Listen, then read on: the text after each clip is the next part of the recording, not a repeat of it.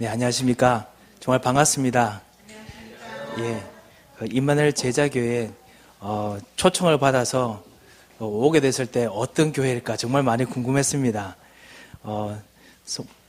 목사님께서 우리 교회는 정말 자그마한 교회지만 진짜 은혜 많이 받는 교회고 진짜 보고만 해서 진짜 누리는 교회입니다. 뭐 이렇게 이야기하실 때 어떤 교회일까 되게 궁금했는데요.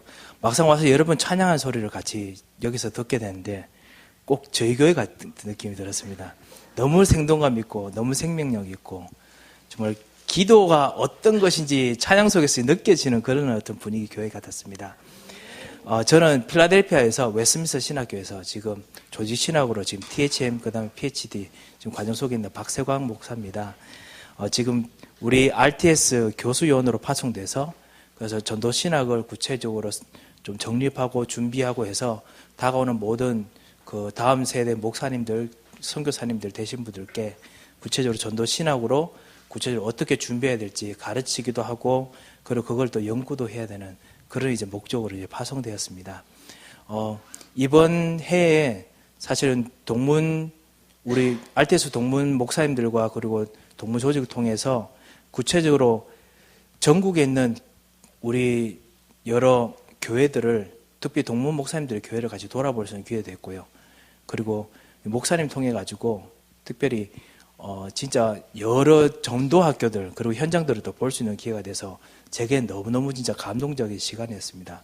그러면서 구체적으로 지난해부터 시작했던 서밋에 대한 말씀을 들으면서 하나님께서 구체적으로 서밋이라는 거를 큰 교회 그리고 어떤 대단한 자리가 아니라 하나님께서 가장 필요하게 쓰시는 하나님께서 가장 진짜 소중히 여기시는 사람들 통해서 소중히 여기시는 그 자리를 통해서 하시는구나. 그리고 하나님께서 그런 사람들 위해서는 따로 부르시는구나 라는 걸 많이 발견하게 됐습니다. 그래서 오늘 영적의 서밋의 자리라고 제목을 잡았는데요. 성경 속에서 말하고 있는 영적 서밋이 어떤 자리에 있었는지 좀 이야기를 하려고 합니다. 자, 그래서 저는 많이 사실은 교회에서 설교하지 못합니다. 저는 뉴저지에 있는 에덴 장로교회에서 대학 청년부를 맡고 있거든요. 많지는 않습니다. 12명 같이 전도 현장 같이 나가고 예배드리고 그렇게 하는데요. 그런데 있다가 여러분하고 같이 만나니까 얼마나 숫자가 많은지 지금 엄청 당황하고 있습니다. 그래서 제가 많이 이렇게 말 재주가 별로 좋지 않기 때문에 같이 말씀 속에서 하나님께서 뭘 원하시는지 같이 응답을 같이 받았으면 좋겠습니다. 자, 제가 서론 다 빼고 1번부터 들어가겠습니다. 1번 영적 서밋의 자리에 대해서 좀 먼저 이야기 좀 하려고 하는데요.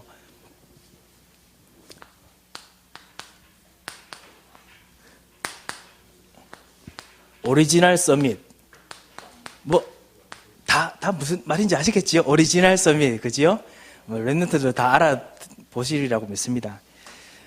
하나님께서 우리를 만드셨을 때부터 원래 하나님께서 우리를 서밋으로 정말 부르셨습니다. 제가 아는 어떤 분께서요, 실제로 같이 우리 전도운동 하면서 유 목사님이 여러분 서밋입니다. 랩런트는 서밋입니다. 이런 말 들으니까 갑자기 이분이 좀 심히 불쾌해 하셨어요. 서밋이 뭐냐. 사실 서밋이라고 하면 바깥에서 이야기하는 서밋은 이 최고의 정치 지도자들, 미국이나 중국이나 우리나라도 서밋이라고 우리 대통령 서밋이라고 부르기도 하지만요. 그래도 최고 경제적으로, 정치적으로, 군사적으로 최고의 자리에 있는 사람들이 모이는 회담, 그 다음에 그런 어떤 그 장소, 그런 걸 서밋이라고 부르거든요. 근데 우리는 이제 서밋이라는 이 단어를 영적 서밋이라고 이렇게 또 뭔가 이렇게 말하면서 각 개인들이 다 그런 거 될 수 있다고 이야기하니까 이분이 말도 안 되는 말 가져와가지고 사람들이 기분 좋게 만들려고 한다면서 심히 불쾌하셨어요. 그때 어느 날은 교회를 안 나오기 시작하시는 거예요. 왜 안 나오십니까? 하니까 서밋은 말이 안 돼요. 이러시더라고요. 그래서 아니 서밋하고 그 다음에 하나님께 예배드린 거하고 다른 건데 하니까 그래도 이게 너무너무 마음에 걸려요. 이러시더라고요. 가만히 생각해봤습니다. 왜 마음에 걸릴까? 사실 제가 그분에 대해서 이렇게 답을 주기 위해서 그런 건 아닙니다만요. 뭔가 우리 속에서, 깊은 속에서 뭔가는 제가 답을 좀 찾아야겠다는 생각이 들어가지고 계속 보는 중에 뭔가 또 보고만 해서 하나 답을 좀 찾았습니다. 그래서 그걸 좀 같이 이야기를 좀 하려고 하거든요. 왜냐하면 하나님께서 우리를 만드셨을 때 하나님께서 지금의 우리가 말하는 그런 서밋 같은 존재로 우리 인간을 원래 만들었습니다. 그것이 우리가 소위 우리가 지금 말하고 있는 하나님의 형상 받았다, 하나님 형상 닮았다라고 하는 하나님 형상 안에 그런 형질이, 그런 특징이, 그런 그 피처라고 하죠. 그런 것들이 들어가 있습니다. 그래서 창조 때부터 시작된 하나님의 형상과 그리고 서밋에 대해서 좀 먼저 보겠습니다. 형상이라고 말하는 것이 사실은 보이지 않는 것을 보이는 방법으로, 아니면 우리가 도저히 예상할 수 없고 상상할 수 없는 어떤 개념을 우리가 예상할 수 있고 상상할 수 있는 개념으로 표현하는 것을, 그런 것들을 만드는 개념을 어떻게 그런 것들을 표현하거나 아니면 그런 것들로 설명하는 것을 형상이라고 부릅니다. 예를 들면은 사랑이라는 개념, 그거를 실제적으로 어떤 그 조각으로 만들면 그게 형상이 되겠지요. 그거 통해서 이것이 사랑이구나 이렇게 느낄 수 있듯이요. 하나님께서는 보이지 않으십니다. 하나님께서 여러분을 만드시고 우리를 만드셨을 때 보이지 않으신데요. 하나님께서 당신께서 가지신 모든 능력, 모든 그 안에 있는 깊은 비밀, 예를 들면요, 하나님께서 가지고 계신 모든 지식, 하나님께서 가지고 계신 모든 능력, 하나님께서 가지고 계신 보이지 않는 곳 모든 것을 움직이시는 모든 것들, 이런 것들을 뭔가 보이는 방법으로, 뭔가 우리가 이해할 수 있는 방법으로 하나님께서 우리들에게 창조하시면서 넣어주셨습니다. 그래서 우리가요, 어떨 때는 너무 신기하다고 생각할 수 있을 정도로 과학적이지도 않은데요, 보이지 않는 형이상학적인 세계를 우리가 이해하는 겁니다. 예를 들면 지금도 과학은 말도 안 된다는 귀신, 미신 이런 것들을 우리가 뭔가 이해하고 있어요. 왜? 하나님께서 원래 모든 걸 다 만드시고 그런 것들, 그런 세계가 다 있고 그런 거 아시는데 우리들에게 그런 것들을 마음속에 집어넣어 주셨거든요. 우리가 그런 걸 이해할 수 있는 무한한 능력이 있습니다. 전 우주가 사실 얼마나 큰지 잘 모릅니다. 단지 그리고 우리 과학자들이 이때까지 알고 있는 우주도 그렇게, 우주에 있는 모든 어떤 원리나 법칙들이 얼마 되지 않는다고 하지요. 그런데도 불구하고 모든 우주라는 개념을 하나님께서 사실은 우리가 이해할 수 있도록 우리 속에 뭔가 집어넣으셨습니다. 그것이 바로 형상이라는 겁니다. 제가 왜 또 이 형상에 대해서 이야기해야 되냐면 이게 서밋하고 관련되어 있습니다. 하나님께서 우리를 만드셨을 때 만드신 창조의 순서들을 보면, 날짜들을 보면요, 각 날짜의 순서를 보면은 너무나 신기한 것이 있습니다. 예를 들면요, 하나님께서 첫째 날에 빛이 있으라고 하셨습니다. 그런데 우리가 생각하는 빛은 아시다시피 해, 달, 어떤 이런 빛의 원천, 소스가 있어야 됩니다. 그런데 첫째 하실 때 그런 게 없어요. 그 다음 날에 하나님께서는 이 빛이 실제로 비추게 되는 어떤 실제로 주관하게 하는 해, 달, 별을 그 다음에 만드십니다. 어둠, 그 개념은 있지만은 해, 달, 별을 통해 가지고 이것이 없으면 그 이후에야 어둠이 되게 만드는 그런, 실제로 그 전에 뭔가 커다란 배경, 어떤 개념이 있고 그 이후에 실제로 실체, 그 주관하는 것들이 있도록 그렇게 만들었습니다. 뭐 제가 자세히 설명 안 드리겠습니다만요, 물이 있는데 하늘 위에 물이 있고 땅 위에 물이 있는데 땅 밑에 있는 물은 마치 우리는 바다나 강이라고 생각했는데 그거는 그 다음날 만듭니다. 강은 그 다음날 만들어요. 그 전에 물이 뭔가 있어요. 어떤 과학자들은 그것이 구름이다라고 이야기하기도 하고 그런데요.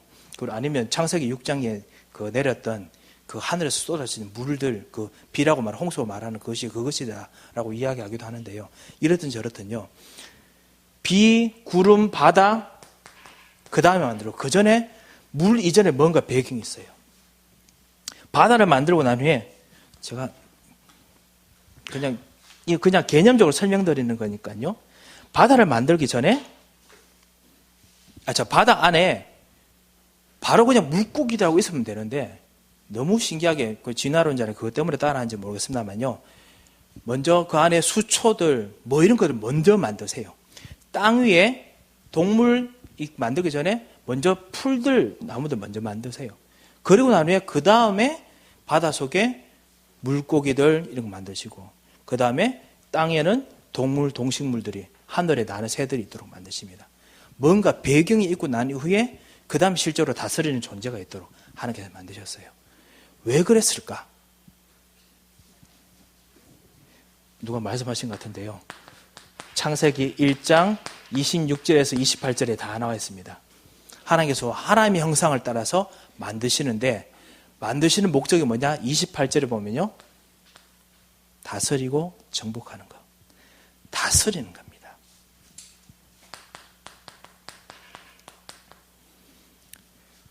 번성하라, 뭐 정복하라, 다 다스리는 것에 대한 이야기죠. 누가 다스립니까? 보통 우리의 개념으로는요, 왕이 다스립니다. 그 예전에 말하는 그 왕은요, 단순히 왕 정도가 아닙니다.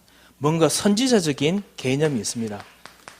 자기 나라, 자기 영토, 자기가 가지고 있는 어떤 지역을 앞으로 이렇게 발전해야겠다는 비전이 있습니다. 플랜이 있습니다.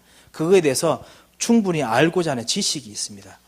선지자적인 어떤 계획과 뜻이 있습니다. 그것이 26절에 있는 하나님 형상 속에 들어가 있고요.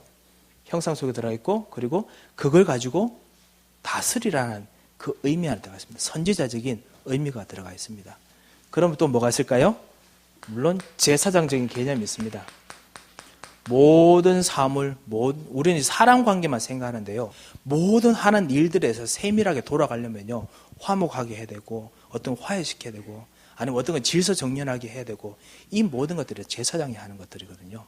이 모든 일들을 다스린다라고 표현을 했습니다. 그것이 하나님께서 우리에게 원래 주어졌던 힘입니다. 얼마나 힘이 좋았느냐? 아담은 하나님께서 모든 동식물을 데려왔는데 이름을 다 지어줬어요. 이름 지어준다는 의미가 그냥 저것은 코끼리, 저것은 사자, 뭐 이런 걸 말하는 게 아니죠. 이름 안에 우리가 보통 쥐나놀이라고 보통 부르기도 하지만요, 이 물고기와 그 다음 저 물고기는 닮았는데 뭐가 다르고, 그 다음 뭐가 특성이 있고, 이런 어떤 세부적인 이해가 있다는 의미입니다. 그냥 이름을 붙인다는 것이 아니고요, 어떤 동식물의 모든 원리를 이해할 수 있었다라는 뜻이거든요. 다스린다는 그 안에 아담이 원래 가지고 있던 하나님 형상의 힘이었습니다. 능력이라고 볼 수 있죠. 그것이 바로 원래 인간에게 주셨던 겁니다. 그런데 제가 드리고자 하는 중심은 뭐냐면요, 이 모든 거를 6일 전까지, 사람 만들기 전까지 모든 걸 다 만들고 난 이후에야 사람을 만듭니다. 왜? 바다 속에 있는 바다 물고기가 바다를 다스리는 것처럼 보이지만은, 땅 속에 있는 동물들이 식물들 먹고 이렇게 다스리는 것 같지만은, 모든 이 전 세계, 전 우주에 돌아가는 모든 그 시스템은 사실은 사람이 다스리도록 하나님께서 하셨다는 의미입니다. 그만큼 하나님께서 우리에게 그런 지혜를 주셨습니다. 그리고 더 재밌는 거, 제7일에는 하나님께서 안식하러 오셨습니다. 안식이 무슨 뜻일까요? 랩런트들에게 안식이 물었더니만 제 아들은요, 안식 이제 rest 이렇게 하더라고요. 그냥 쉬는 거 아니냐라고 이야기합니다. 예, 쉬는 겁니다. 근데 쉬는 게 그냥 피곤하다 쉰다 이것이 아니죠. 성경에서 말하는 안식, 그 세바스라고 부르는 그 안식은요, 왕의 의미로 사실은 해석을 옛날 고대 시대부터 해왔었습니다. 그게 뭐냐면요, 보통 어떤 왕이, 우리나라도 마찬가지죠. 어떤 왕이 새롭게 등극하면요, 모든 전 나라에 적들이 딱 기다리고 있다가 탁 일어납니다. 나는 이 왕 마음에 안 들어. 막 대들기하고요. 아니면은 나라의 내부적인 적이 있든지, 아니면은 저 다른 나라에서 오랑캐들이나 이런 나라에서 새로운 왕 하면 이 왕은 혹시나 이때까지 우리를 누르다가 이제는 못 참겠다고 막 들고 나오거든요. 그럼 보통 새로운 왕이 새롭게 일어나면 그 왕이 어떻게 하죠? 하해를 시키든지, 그 다음 필요한 일꾼들 불러내가지고 하해를 시키든지, 아니면은 직접 숙청을 하죠. 그죠? 숙청하러 다닙니다. 만약에 외국에서 적들이 있으면 실제로 나가서 왕도 젊으니까 나가 직접 싸웁니다. 싸워서 그래서 공을 많이 키는 신하들과 같이 자기 주변 나라까지 다 정복하고 난 후에 그리고 난 후에 몇 년 지나서 돌아옵니다. 그것이 보통 젊은 왕들이 하는 거거든요. 그리고 사실 고대 시대도 마찬가지였고요. 뭐냐면요. 이 안식의 의미가 뭐냐면 모든 것을 다 평정하고 난 후에 모든 것 순서대로 다 만들고 난 후에 그때 돌아와서 왕이 이제는 왕자에 앉아서 쉬는 겁니다. 이게 뭐를 의미하는 거죠? 모든 것이 다 순서로 되고 다스리고 다 모든 것을 이제는 평화롭게 왕, 제사장, 선지자에 있는 모든 능력을 풀로 다 가동할 수 있는, 그러면서 가장 질서정연에 가동할 수 있는 준비가 된 것을 안식이라고 부르는 겁니다. 이 안식을 하나님께서 시작하십니다. 이것이 우리들에게 있는 서밋의 의미이기도 합니다. 우리는 이 전 우주에 왕적인 의미가 있고 왕적인 신부가 권세가 있고 제사적인 신부가 권세가 있고 선제적인 신부가 권세가 있습니다. 그렇지만 동시에 모든 왕 중의 왕이신 하나님과 같이 교류하면서도 하나님을 섬기고 예배하고 감사하며, 오늘 찬양이라고 말씀을 드렸다고 하는데요. 예, 찬양하면서 같이 교류하는 그런 또 독특한 신분을 주셨습니다. 이것이 바로 서밋입니다. 왕과 왕이 만나지 않습니까? 왕과 왕이 만나는 곳이 어디입니까? 바로 에덴 동산입니다. 에덴 동산이 바로 서밋의 장소입니다. 그곳에서 하나님께 예배하고 기도하고 찬양하는 것이 서밋이 원래 하는 거였습니다. 그것 통해서 실제로 하나님께서 사실은 한 가지지만 두 가지 약속, 한 가지지만 두 가지, twofold라고 하는 하나지만 이중적인 그 약속을 주셨습니다. 그게 뭐냐? 선악을 알게 하는 나무 열매를 먹지 말라. 하지만은 반대로 말하면 이 끝까지 순종하면 내가 너가 영생을 줄 수 있는 약속을 주겠다. 쉽게 하면 영생이 그냥 오래 사는 걸 말하는 게 아닙니다. 모든 걸 다스릴 수 있는 가장 완벽하고 가장 강력하고 가장 철저한 가장 온전한 그런 진짜 우리 삶을 약속을 주셨습니다. 그것이 의미하는 것이 뭐냐? 바로 생명나무입니다. 생명나무의 실과를 같이 먹을 수 있도록 하나님께서 사실은 간접적으로 시사해 주셨습니다. 그래서 제가 한 가지 약속이지만 한 가지 약속은 창세기 2장에 있습니다. 선악을 알게 하는 나무 열매를 먹지 말라. 하지만은 영생에 끝까지 지키면 영생에까지 있을 수 있는 그 모든 약속을 주셨다는 겁니다. 서밋의 약속을 줬어요. 우리는 그것을 언약이라고 부릅니다. 서밋으로 약속을 주었습니다. 그래서 우리도 언약을 굳게 붙잡아야 됩니다. 그런데요, 이 서밋의 약속을 끝까지 지키는 자에게 주시는 그 축복들을 주었는데 이것을 놓쳐버렸습니다. 그것이 바로 하나님 떠난 서밋입니다.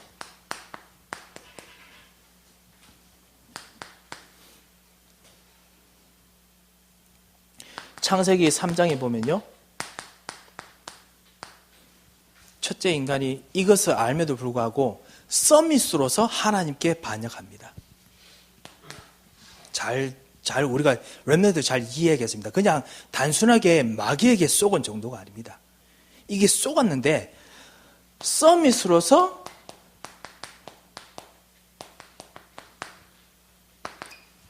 마귀에게 속은 거예요. 생각해보세요. 우리 대통령이 다른 나라하고 뭔가 그 국제 협약을 맺는데 속았어. 그럼 백성이 어떻게 되겠습니까? 이 나라가 어떻게 되겠습니까? 그거를 우리 첫째 인간이 한 거예요. 잘 봤어야 되는데, 마귀가 말한 걸 잘 들었어야 되는데요. 서밋으로서 하나님을 떠날 생각을 한 거예요. 하나님처럼 될 것만 알고 그냥 넘어간 게 아니고 하나님과 관계를 끊어버리고자 마음을 먹었어요. 서밋으로서 마귀의 종노를 할 거를 따라간 거예요. 그러다 보니까 그 밑에는 모든 사람들이 이 서밋의 결정 때문에 끊임없는 하나님 떠나는 문제, 이해할 수 없는 못하는 영적 문제가 시작된 겁니다. 왜냐? 이 땅에 서밋이 저질러 있는 일이기 때문에요. 모든 사람들이 모든 그 영향력 아래에 있는 모든 사람들은 결국 그렇게 살 수밖에 없습니다. 그게 바로 원죄죠. 서밋으로서 그 이후에 생기는 모든 저주들을 다 감내해야 되는 겁니다. 이해하지 못하는 문제들이 계속 생깁니다. 숨어있는 문제, 창세기 3장, 창세기 6장, 창세기 11장 계속 숨어서 계속 우리를 괴롭히는 고질적인 문제, 사도행전 13장, 16장, 19장 그것이 실제로 모든 사람들을 파고들어서 계속 괴롭히고 있는 불신자 6가지 상태. 서밋으로서 일을 저지른 거예요. 그리고 이 서밋이 저지르는 그 모든 것을 주관하고 있는 존재가 바로 사단 서밋. 사단이 다스리는 시스템입니다. 사단이 왕으로, 그리고 우리는 그 밑에서 뭔가 도움받는 왕처럼 지금 살고 있습니다. 그래서 그걸 유 목사님 사단 서밋이라고 부르는데요. 약간 좀 문법적으로 말은 안 되겠지만, 그럼에도 불구하고 우리는 그렇게 표현할 수 있을 것입니다. 이것이 영적인 근본적인 문제입니다. 서밋으로 생긴 문제입니다. 유 밑에 있으니까 답답하거든요. 그럼에도 불구하고 사람들 대부분 서밋으로서 생긴 문제인지 잘 모릅니다. 그래서 어떻게 하느냐? 예를 들면요. 가인, 피제사, 희생제사의 힌트를 하나님께서 아벨을 통해서 주었습니다. 왜냐하면 아벨의 제사를 받으셨거든요. 피제사, 희생제사 통해서 실제로 오실 예수 그리스도, 모든 문제는 오직 그리스도만이, 메시아만이 해결할 수 있고, 그것을 붙잡을 때 실제로 나의 모든 근본적인 이 서밋에 있는 그 상태에서 벗어날 수 있는 새로운 나라로 들어갈 수 있음을 실제로 하나님께서 말해 주셨어요. 그러니까 서밋에 있는 모든 통치력에서 벗어나는 거거든요. 그게 바로 엑소더스고 출애굽입니다. 그거를 사실 하려고 피제사를 주셨는데 가인이 그게 싫어. 나는 내가 해온 게 있어. 그걸 하고 싶은 거예요. 그래서 말을 안 듣습니다. 그래서 하나님께 힌트 주셨는데 말 안 듣고 도리어 사단에게 실제로 다시 쏘가서 자기 의도로 말미암아 동생을 죽입니다. 죽이고 도망쳐서요, 다른 땅에서 자기가 왕이 되고, 자기가 그곳에 성을 쌓고 자기가 왕이 됩니다. 이것이 세상 사람들이 이제 역사를 통해서 만들어 놓은 자기들이 주장하는 서밋이라는 시스템입니다. 그 서밋이라는 그 시스템, 그 왕국, 나라는 시스템을 우리가 이때까지 역사를 통해서 배워온 것입니다. 그래서 렘넌트들은 모든 학교 역사를 배우지만은 이런 배경을 두고 생각을 꼭 해야 될 것 같습니다. 이런 곳이, 이런 어떤 시스템이 이런 데만 있었습니까? 아니, 바벨탑.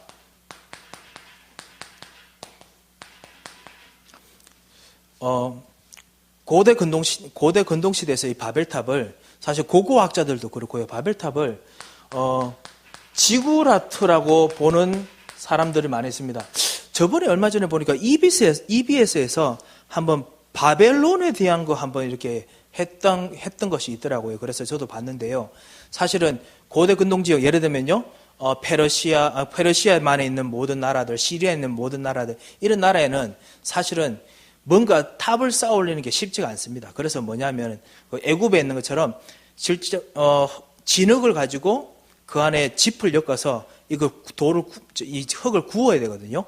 구워서 벽돌을 만들어서 이것을 쌓아 올려야 되는데, 이 쌓아 올리면 사실은 일반 돌보다는 아무래도 강력하지 못합니다. 그렇기 때문에 이거를 뾰족하게 쌓아 올리는 게 정말 어렵습니다. 아시다시피 현대시대의 건축물이 대단한 것이 뭐냐면 날씬하면서도 하늘 높이 올라갈 수 있거든요. 왜냐하면 이 스틸이라는, 쇠라는 이 기술이 아니죠. 이 물질을 우리가 이해할 수 있어서 그런 건데요. 옛날에는 그런 것이 정말 힘듭니다. 그래서 어떻게 하냐면은, 지구라는 시스템이 뭐냐면은 밑에부터 시작해서 천천히 이렇게 쌓아 올리는데요. 이 안에 사람도 살고, 도시도 있고, 집도 있고, 상점도 있고, 곳곳에 다 사람들이 삽니다. 그래서 혹시나 안 무너지도록 항상 수리하고, 지금의 주상복합 같은 그런 시스템으로 되어 있습니다.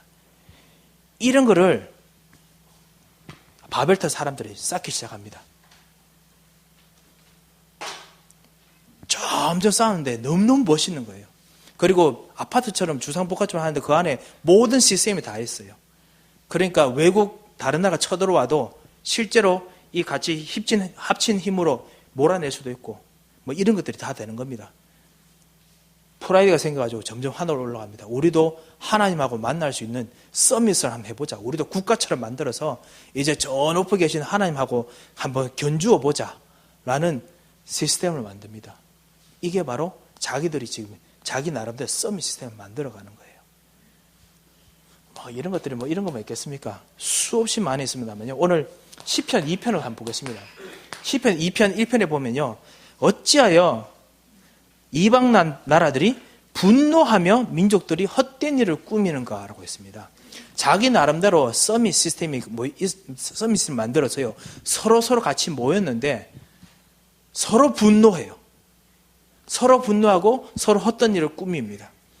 서로 자기들에게도 하긴 하지만요. 어떨 때는 다 같이 힘을 모아서 어떤 다른 적들, 쉽게 말하면 우리 하나님께 성을 내고 분내고 헛된 일을 만들기도 합니다.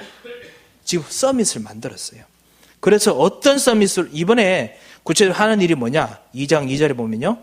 세상의 군왕들이 나서며 관원들이 서로 꾀하여 여호와와 그 기름 부음 받은 자를 대적하며 하나님과 그리스도라는 그 답을 대적하는 서밋 시스템을 만듭니다.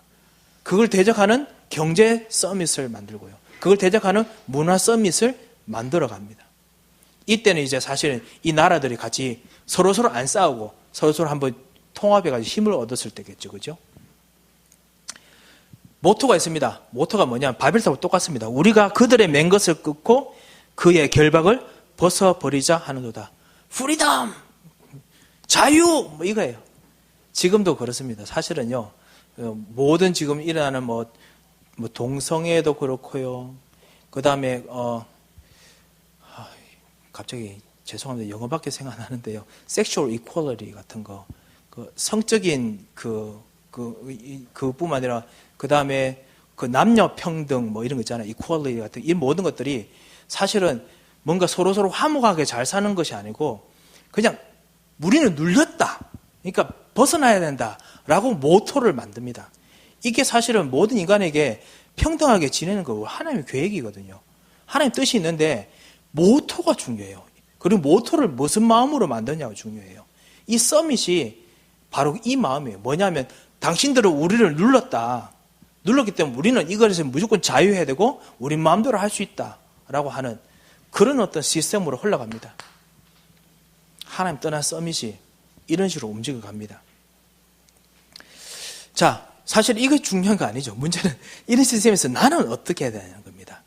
뭐냐면 실제로 내 주변에서 서밋 같은 일들이 너무 많이 일어납니다. 어떤 일들이 나냐? 교육 서밋이 있고요. 잘못된 하나님 떠난 철학으로요. 같이 뭉치고 생각해가지고 그 다음에 뭔가 하나님 것은 묶여버리기 때문에 벗어나야 된다고 생각하고 뭔가 다른 거를 자꾸만 추구하려고 하나 이끌어갑니다. 움직여갑니다. 예, 물론 경제 서밋. 우리가 흑암 경제로 보통 부르기도 하지만요. 이게 분명히 먹고 사는 거, 잘 먹고 사는 거는 진짜 그건 하나님께서도 원하시는 거고 우리도 모든 사람들이 원하는 걸 불구하고 이 안에 뭔가 숨겨진 뭐가 있어요. 숨겨진 뭐가 자꾸만 다른 방향으로 끌고 가요. 경제 서밋이 움직이는 방향입니다. 종교 서밋.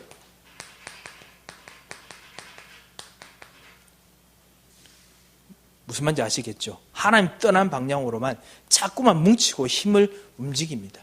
그 안에 우리가 사실 먹고 살아야 되고 렘넌트 여러분이 사실 공부하면서 배워야 되고 그러면서 우리들이 사실은 그 안에서 같이 지내고 숨은 사람을 찾아내야 됩니다. 수많은 이 서밋의 시스템 속에서요. 하나님께서는요. 가만히 그렇게 하시지 않죠. 하나님께서는 그런 불구하고 이런 속에서 원하는 사람을 그래도 끄집어내십니다. 그것이 바로 회복된 서밋. 그리고 회복할 서밋이 하나님께서는 지금도 진행하고 계십니다. 그리고 그것이 여러분하고 직접 연관이 있습니다. 모든 사람이 하나님 형상 속에 그런 서밋이 있기 때문에 모든 사람이 원해요. 에베소서 2장 2절을 보면요. 너희가 그때 행하여라 하는 단어가 있습니다.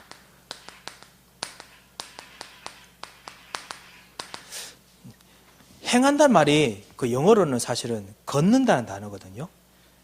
걷는다는 단어인데, 실제로 성경에 있는 그 헬라어 히브리어에는 걷는다가 아니고 사실은 이렇게 다스린다는 의미로 나옵니다. 내 삶을 직접 의지를 가지고, 목적을 가지고, 뜻을 가지고 깊이 생각하고 난 후에 움직여가는 겁니다. 그러니까 이게 다스린다는 거 똑같지요. 내 삶을 경영하는 거, 그거를 행한다라고 얘기합니다. 오늘 안 읽었지만 시편 1편에 보면 거기도요. 보면 행한다는 단어가 있습니다. 선다라는 단어가 있네요. 1절은 복 있는 사람은 악인의 꾀를 따르지 아니하며 죄인에게 서지 아니하고, 이 모든 게 사실은 앉는다 선다라는 단어가 아니거든요. 걷는다 앉는다 선다라는 단어가 아니고 이것이 실제로 다스린다는 의미를 가지고 있습니다. 왕제장 선지자, 불신자들도 그렇고 신자들도 그렇거든요. 하나님께서 우리가 하나님 떠났을 때, 하나님 떠나가지고 완전히 있을 때, 그때 완전히 행하던 그 분위기에서, 이것이 바로 잘못된 서밋 시스템이잖아요. 거기서 우리를 건져내 주셨어요. 새로운 서밋의 시스템으로, 새로운 어떤 분위기로 우리를 바꾸어 놓으셨어요. 그거를 보고 하나님께서 뭐라고 하냐면 원하는 자를 부르신다라고 합니다. 불러내셨습니다. 불러내심의 시작이 뭐냐? 창세기 3장 15절입니다. 21절이고요. 여자의 후손을 통해서, 쉽게 말하면 하나님 떠난 서밋이 아니고 하나님 떠난 서밋이 아닌 다른 서밋의 후손으로 그 세상으로 불러내겠다는 거예요. 옮겨주겠다는 겁니다. 그것에 대한 실제적으로 사실화되게 보이는 것이 창세기 6장 8절부터 시작한 노아입니다. 방주로 들어가게 하고 옮겨내십니다. 노아는 여호와께 은혜를 입었다. 하나님께서 노아를 부르시고 새로운 서밋 시스템으로, 새로운 국가 시스템으로, 새로운 어떤 시대로 옮기게 만듭니다. 뭐 여러 가지 많겠지만요. 오늘 한 사람을 딱 두 사람을 좀 주목 좀 하고 싶은데요. 그 중에 한 사람이 바로 아브라함입니다.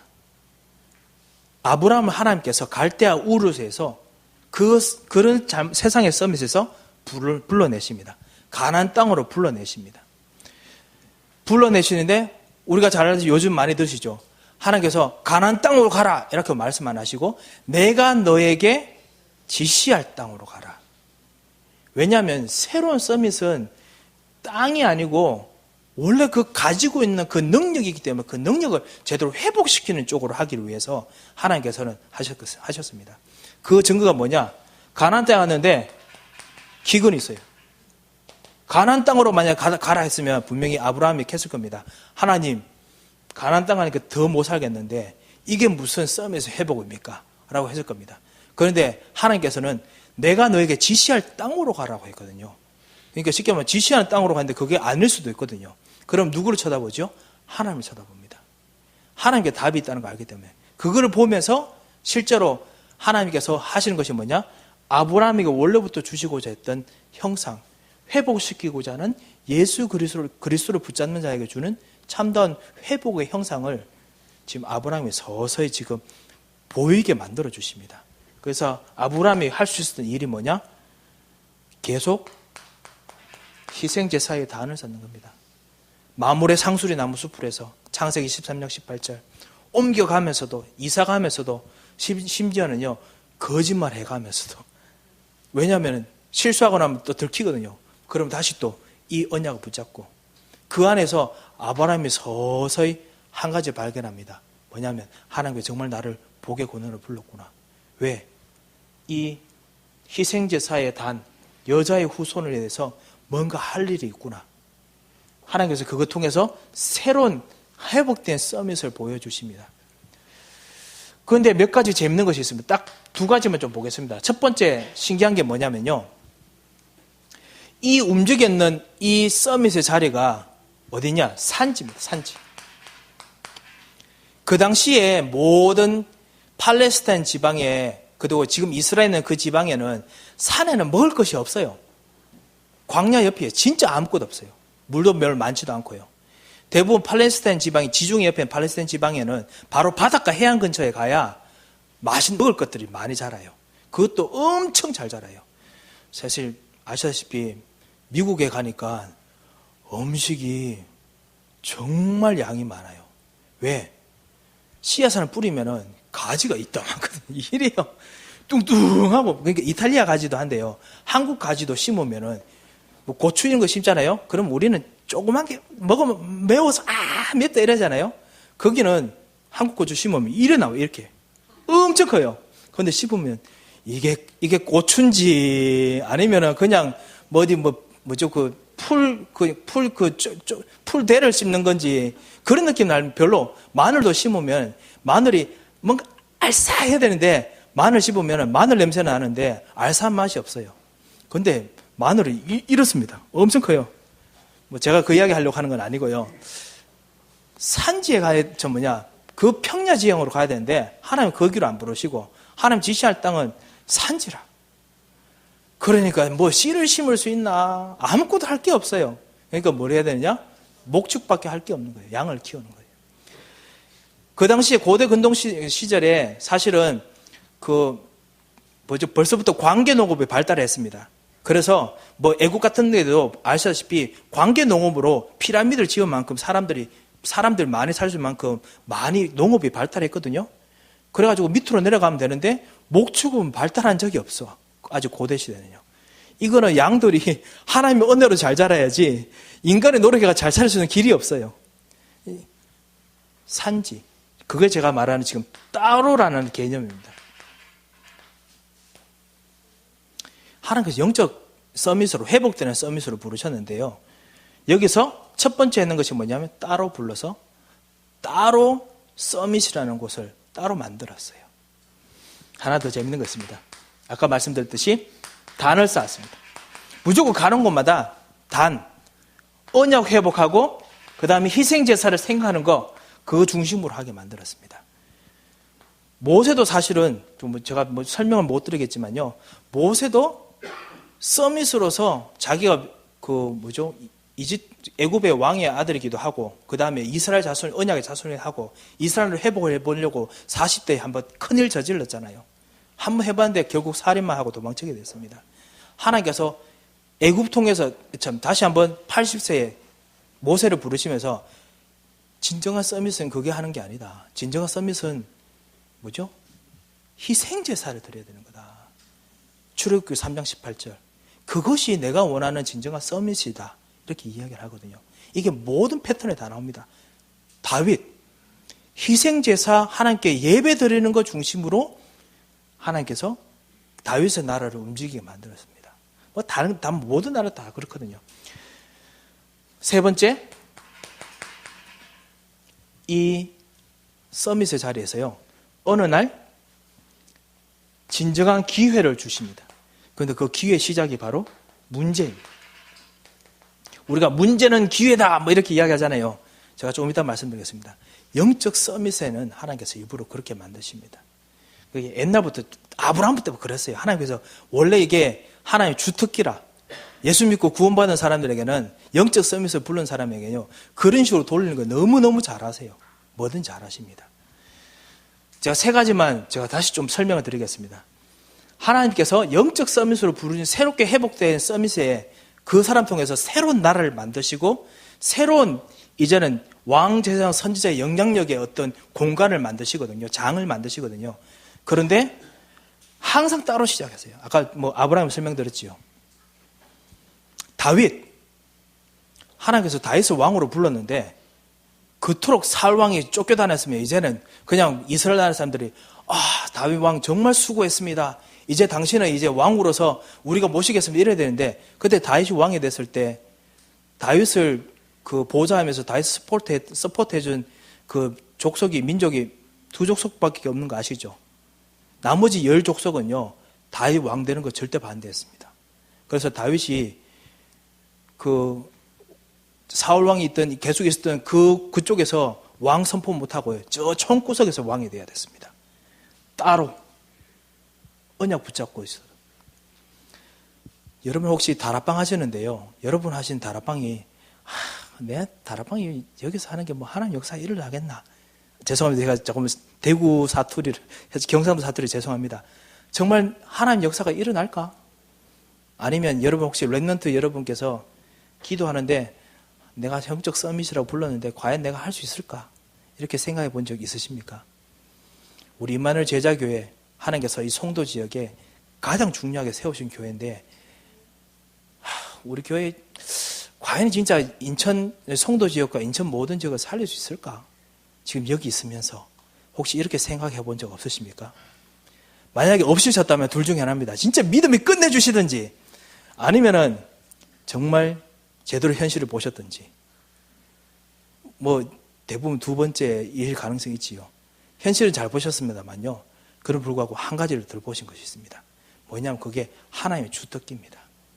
하나님께서 원래 따로 불러야 돼요. 이거를 처음부터 이 망하는 서밋 속으로 해서 실제로 돌리면 막 뒤섞여요. 그것을 일부러 따로 불러서 먼저 시작을 하십니다. 그렇다고 해서 영영 그 있는 이쪽 서밋과 관계없이 살아라는 말은 아닙니다. 하나님께서 뭔가 파고들게 할 시간표가 분명히 있습니다. 그런데 그 전에 불렀던 나 자신을 제발 한탄은 하지 말라는 겁니다. 하나님께서 부르셨을 때는 반드시 이유가 있습니다. 따로 불렀다, 코너로 몰렸다, 반드시 이유가 있습니다. 우리를 구원하신 예수 그리스도 태어나셨는데 마국간에 태어나셨어요. 우리를 구원하신 예수 그리스도 사역 시작하셨는데 예루살렘에서 그 성전이 있고 그 하나님께서 해왔던 모든 역사적인 그 희생제사의 단이 있는 그 성전에서 예수는 그리스도라고 말하실 만큼 딱 해야 되는데, 저 이스라엘 제 변경지역 갈릴리 거기서 예수님께서 이 모든 구약의 역사가 나를 통해서 이루어질 것이다 선포하고 시작하시거든요. 예수님도 구석에 시작했어요. 예수님이 그리스도라고 말은 하지 않지만은 구체적으로 모든 구약의 것을 증거하시는데, 사람들이 당신은 뭐가 메시아냐, 당신은 구약 모든 율법들 다 무너뜨리고 있구만, 오히려 막 핍박합니다.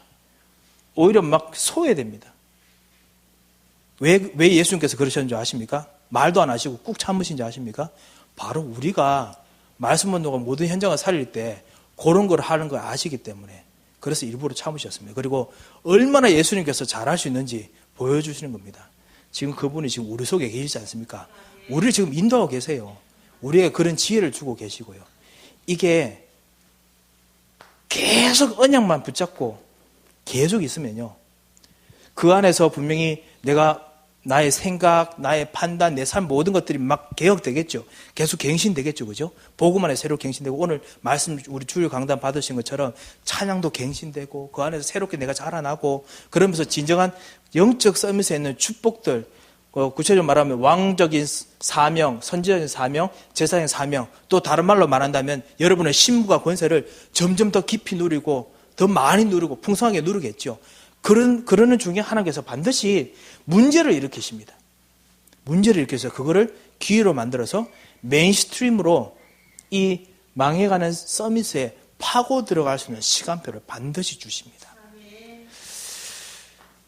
아브라함은요, 갑자기 자기 조카 롯이 갑자기 팔려갔어요. 전쟁통이에요.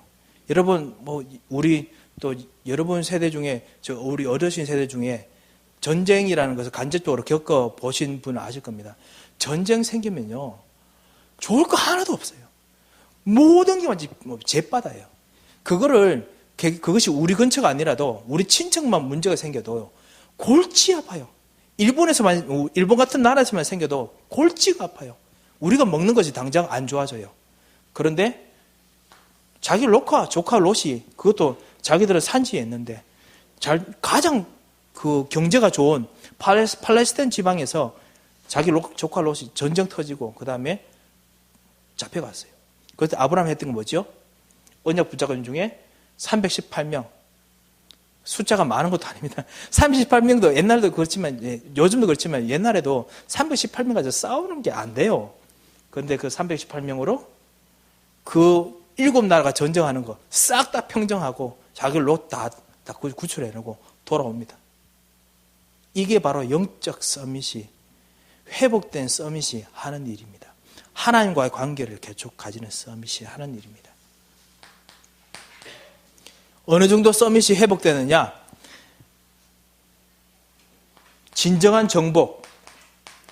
그런데 진정한 섬기는 정복을 합니다. 나중에 아브라함이 어느 정도 서밋이 됐느냐? 자기 아내 사라가 죽었습니다. 계속 아브라함 말합니다. 나는 여기 낙원입니다. 아직까지 나는 왕이 아닙니다. 난 낙원입니다. 그래서 내가 당신의 그 막벨라 굴을 사고 싶습니다. 그래서 내 아내를 장사하고 싶습니다. 하여튼 그 사람들이 말한 거 있죠. 아닙니다. 제발 사가지 마시고 우리가 땅 다 드리고 우리 영토 다 드리겠습니다. 그건 뭐죠? 그것이 벌써 서밋이 됐다는 거예요. 당신 때문에 우리가 지금 살고 있습니다. 당신 때문에 지금 우리가 여기 지금 진짜 구체적으로 번창할 수 있습니다. 이거거든요. 어느 순간 서밋이 되어 있습니다. 망해갔던 모든 서밋을 바꾸는 회복된 서밋이 되어 있습니다. 이걸 할 수 있는 모든 시작이 어디냐? 사실은 2번에 불렀지만요. 언약을 회복하는 그 시간표, 그 장소에 있었습니다. 결론입니다. 벌써 시간이 다 됐는데요. 언약을 회복하는 그 시간표에서 우리가 해야 될 것이 하나 있습니다. 이렇게 해도 되는지 모르겠습니다. 잘 안 지워지죠, 이러면요. 해야 될 것이 있습니다. 그게 뭐냐면요.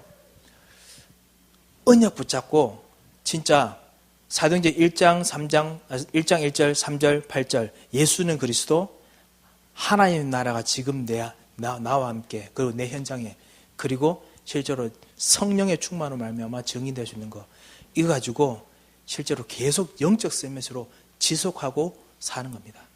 내가 여러분이 움직이는 모든 곳 그곳이 바로 영적 서밋의 현장입니다. 거기서 하나님의 시간표가 분명히 일어나게 됩니다. 그리고 하나님께서 필요한 걸 불러주십니다. 그 불러주실 때 하나님께서 어떤 일을 하시느냐? 하나님의 나라가 실제로 여러분에게 임재하게 됩니다. 그래서 사도행전 2장만 말씀드리겠습니다. 여러 가지 할 거 많지만요. 사도행전 2장에 보면요. 우리는 그냥 사도행전 2장에 보면 성령이 충만 받은 거 있잖아요. 성령이 충만하게 받았을 때 그때 그냥 성령 충만 받았구나 생각하거든요. 그때가 사실은 그 120명의 사람들은 그 당시 그 성령의 충만함 보았을 때 그 모든 이미지가 창세기 3장부터 시작한 모든 하나님이 계셨을 때 그 현장하고 똑같았어요. 제가 왜 이야기하냐면요. 그 중에 하나가 불의 혀 같은 거. 불의 혀 사실은 그 진짜 말 그대로 플레임이라고 하죠. 불꽃입니다. 불꽃. 불이 막 내 머리 막 일나는 거예요. 그리고 불 막 일나면서 이 불이 사실 연기를 동반하거든요. 불과 그 다음에 연기. 이거 구약이 어딘 줄 아십니까? 이것이 그 당시 사람들이 하나님께서 임하셨을 때 일어나는 현장에 있는 것을 표현할 수 있는 유일한 표현 방법이었습니다. 뭐 이 사람들이 뭔가 되게 진짜 묘사를 잘하는 키케로 이런 시인이 있었다면 다른 말로 표현했겠죠. 그런데 이 사람들이 표현할 수 있는 말이 그거밖에 없어. 경상도 사람에게는요, 사랑한다는 말 진짜 힘듭니다. 뭐 여러분 경상도 분인데 사랑한다는 말 잘하시는 분은 어떤지 모르겠습니다만요. 저희 아버님도 그렇고 저도 그렇고 사랑한다는 말 싫거든요. 그러면 아무리 좋아도 하고 싶은 말이 그냥 밥 묻나. 이게 뭐 사랑한다고 이거거든요. 굳이 그건 아니지만요. 같은 표현은 아니지만은 이 사람들이 그때 표현할 수 있는 말이 뭐냐. 성령께 역사하시는데 불의 혀 같아 갈라지는 것이 보여. 급하고 강한 바람 같은 거. 이거 다 구약시대 때 하나님께서 성막과 성전에 내려오셨을 때 이 일들이 있었습니다. 불기둥, 구름기둥이 실제로 이스라엘 백성들을 움직일 때 이런 일이 있었습니다. 쉽게 말하면요. 하나님께서 실제로 오셨을 때 그 일어나는 일들이었거든요. 하나님이 어떤 분이십니까? 천지 창조를 만드시는 그 하나님. 만왕의 왕이시고 만군의 주인이신 그 분이 실제로 내려오셨어요. 임재하셨어요. 그 하나님을 만나는 것이 바로 우리가 말하는 마가다락방 현장입니다. 그걸 보고 우리는 성령의 충만함이라고 부릅니다. 그리고 우리는 그거를 다른 말로 영적 서밋이라고 부릅니다. 그 틀린 말 아니잖아요. 하나님과 만나는 회담 장소잖아요. 그곳에서 우리는 전 세계, 여러분께서는 237 나라를 놓고 기도하시는 겁니다. 그 현장 속에서 여러분은 지금 곳곳에 있는 미자립 교회를 놓고 기도하고 있고요. 그곳에서 여러분의 현장에 있는 여러분의 자녀들 렘넌트를 놓고 기도하고 있고, 여러분의 전도 현장을 놓고 기도하고 있습니다. 그게 그 기도하는 그 현장이 혹시 코너에 있으십니까? 상관없어요. 하나님께서 그곳을 최고의 영적인 서밋의 자리를 만드실 수 능력이 있으십니다. 하나님께서는 장소를 바꾸실 능력이 있거든요. 그곳이 바로 하나님께서 언약 붙잡고 있는 새로운 기회를 지금 가지고 가시는 곳입니다. 그래서 제가 너무 길게 죄송합니다. 여러분의 현장, 이번 주간에 있는 다락방, 이번 주간에 여러분의 영적 기도의 장소, 이번 주간에 있을, 이번 주부터 시작되는 모든 이곳의 예배 장소가 최고의 영적 서밋이 장소가 되시기를 정말 주 이름으로 축원드립니다. 하나님께서 마가다락방과 동일한 성령의 충만한 역사를 여러분에게 부어주실 것입니다. 한번 기도하겠습니다. 하나님 감사를 드립니다. 진정한 영적 서밋의 축복을 누리는 귀중한 우리 임마누엘 제자교회 모든 전도자들이 되게 하여 주셔서 하나님께서 흑암의세를 꺾으시고 그리스도께서 역사하시고자 하는 귀중한 뜻을 이 교회를 통해서, 이 전도자를 통해서 펼쳐 주셔서 예수 그리스도의 이름으로 기도합니다. 아멘.